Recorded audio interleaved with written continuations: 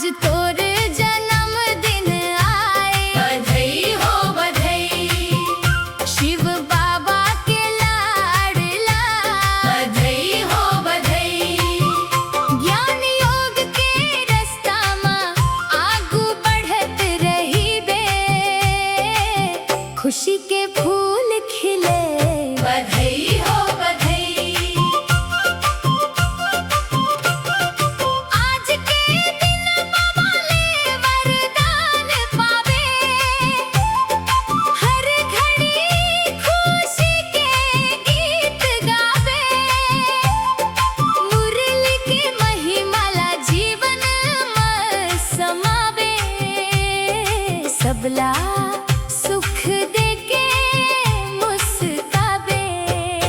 आज तोरे जन्मदिन आए, बधाई हो बधाई। शिव बाबा के लाडला, बधाई हो बधाई।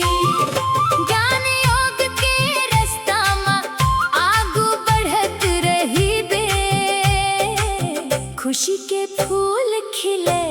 बधाई हो बधाई।